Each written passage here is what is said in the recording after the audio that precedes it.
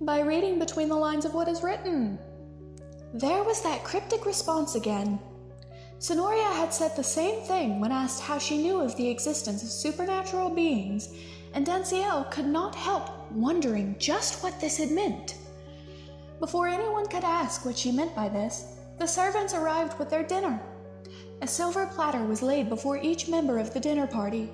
While the dragons all received fancy dinners that were likely foreign meals, Sonoria received a medium-rare steak and some high-class sides.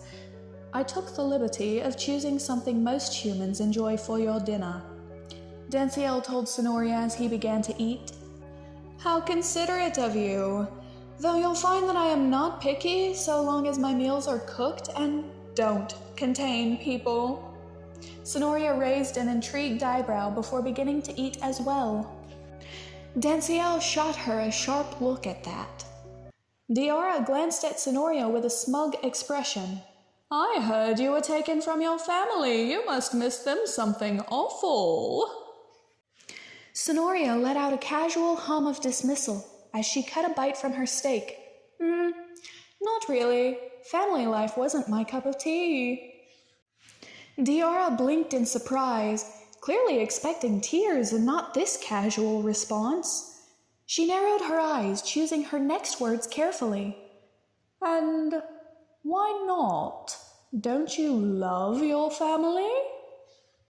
Sonoria raised an eyebrow, finishing the bite of food in her mouth before replying in an even and matter-of-fact tone.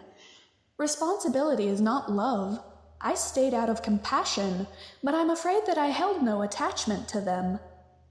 She took a sip of her water before adding, That's what happens when the choice is taken from you. But I digress. It's a long story, and one I'd rather not share, thanks. She refused to elaborate further, leaving the dragons to wonder. Everyone was quiet for several moments as they ate, before Diara turned to Delisle with an amusement in her tone. Have you heard what the humans are saying about the old Pope? Delisle raised an amused eyebrow. Are you referring to his death, the bit about Vance, or the prophecy? Sonoria snickered to herself, and everyone looked at her in surprise. Diara spoke up with suspicion in her mocking tone. Oh, does the little human have something to say about that as well? Sonoria gave a casual shrug. What? It's completely obvious from my perspective. With that, she took a bite from one of the fancy sides, her expression shifting with intrigue as she nodded in approval. Do you just detach from everything?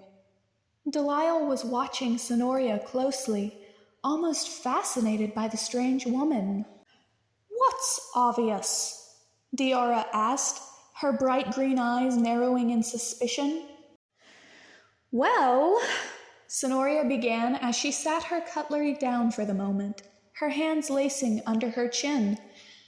Vance killed the old Pope. It's pretty obvious. Vance converts to Catholicism, then meets the Pope 2 days later. Pope Francis tells Vance to stop being such a shit person, and then dies 2 hours later.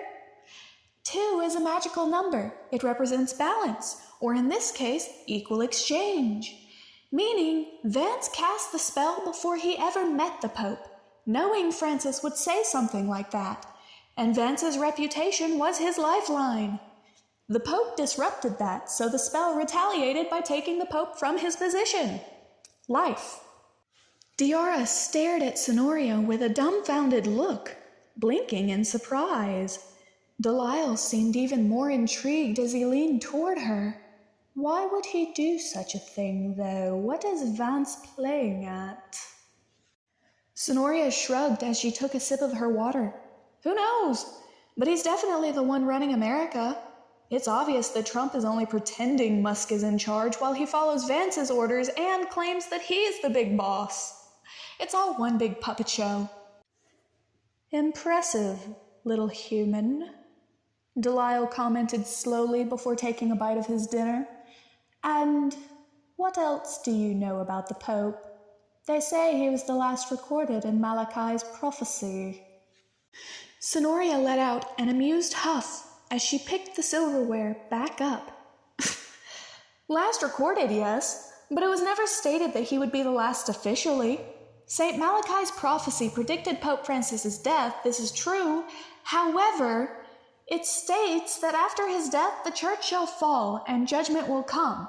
But it was never specified on who, what, or how. I don't believe he was referring to the end of times. Rather, I believe he was alluding to the exposure of the corruption that runs rampant among the church clergymen. After all, many of them were Freemasons, with Francis being one of the Master Masons. And how did you gather this? Delisle raised an eyebrow. The way his younger brother was looking at Sonoria made Danciel's grip on the cutlery tighten with a possessive anger that he had to push down as he ate, listening to their conversation.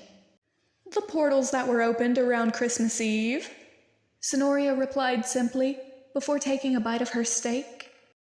Care to elaborate? Delisle pressed as he took a sip of his wine.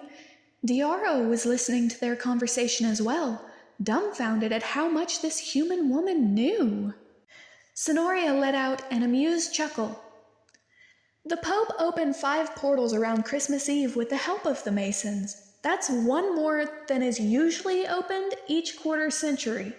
And I can't help wondering if it worked this time. Did they open the gate? Did the veil drop? Either way, the fact that he had their help and the way folks of power shake his hand, it's obvious that Pope Francis was one of the Master Masons, and being Pope is perfect cover for such a position. The dragons all stared at her in shock, and Sonoria's expression shifted with a hint of awkwardness. What? She asked in defense. I told you, I read between the lines of what is written. You certainly do. Delisle glanced over her with fascination, a look of hunger in his forest green eyes. There was that feeling of possessiveness bubbling up in Danciel's chest again. But before he could address it, Sonoria was speaking again in a casual tone. So, do you guys shift into anyone I might be familiar with? She took a sip of her water before continuing. Seems like you'd get bored staying in the castle all the time. That depends. Delisle began with a knowing smirk. Are you familiar with... Danciel cut him off with a stern look. Brother, you know we cannot disclose our human identities. That is enough questions. Let us finish our dinner. It was too late, however, as Sonoria had caught what Delisle was about to say. Aha!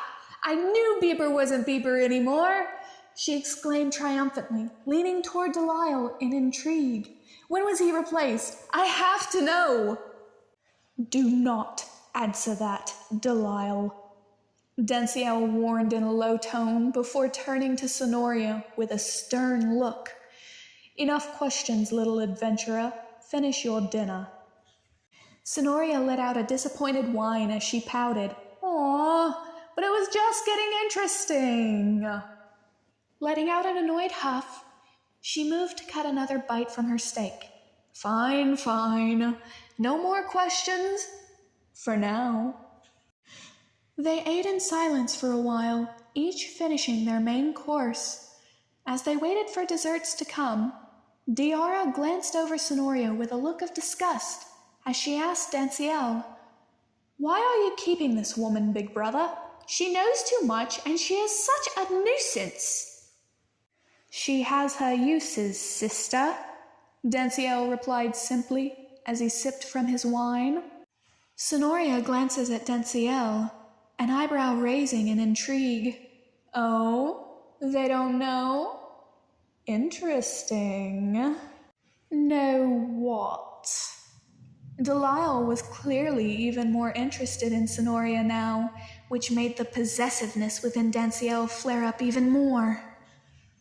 Leave us, now, Danciel commanded, motioning for his staff as well, before glancing to his loyal guardsmen. Accompany everyone to their respective quarters. I want no eavesdropping on this conversation. This is between me and Sonoria only. Is that clear?